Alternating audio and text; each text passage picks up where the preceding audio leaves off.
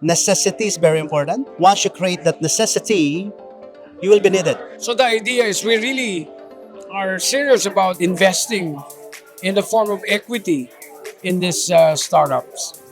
Secretary Almirol, can you tell us about the state of the tech startup ecosystem in the Philippines right now? There's a lot of very good ecosystem, founded startup play in the Philippines.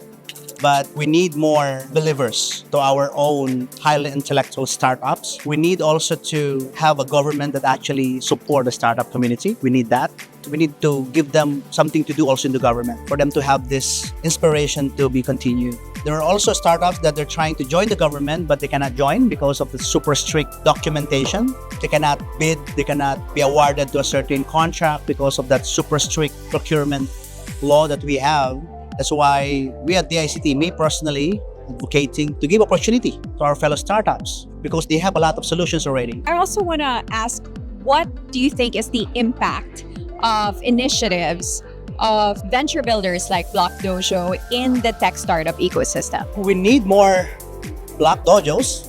We need group that actually empower the startups, not only giving them opportunity, but giving them a real way to expound and the real way to really grow. It's a building blocks for them. Now, as a startup founder, once upon a time, what advice can you give these tech startups? My advice is that you need to choose a technology or a service that's actually needed.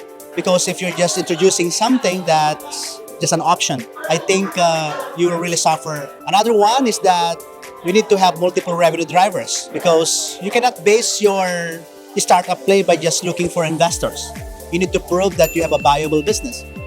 You need to have a revenue driver. So it's good to have multiple revenue drivers so that you'll have that growth. Well, thank you so much for speaking to us this evening. Of course, thank you so much. Mr. Mejia, we saw 6 startups that have gone through the Block Dojo program. Tell us about what you think about these startups as they presented. We are here essentially to really look at them, assess them if they are capable of being part of the NDC Startup Venture Fund. We are funding startups. We are agnostic about the sector. We don't care whether it's fintech, logistics, on the environment. What we wanted is really that these startups will be partly funded by the co-investment partners. And you particularly have been working with startups. You're exposed to these Philippine startups. So what is your opinion on the landscape of startups here in the Philippines? Where are we as a country? I would say we're still very much early in the game compared to, say, the more advanced countries in ASEAN. Even Indonesia, of course, Singapore, Malaysia, and Thailand are much ahead than the Philippines. What do you think needs to be done to strengthen the startup ecosystem in the country? More than capital funding, we need to provide the acceleration or the accelerators, like in the form of training, in the form of support system for the startups in the private sector. Great. Thank you so much. Okay. Thank you so much.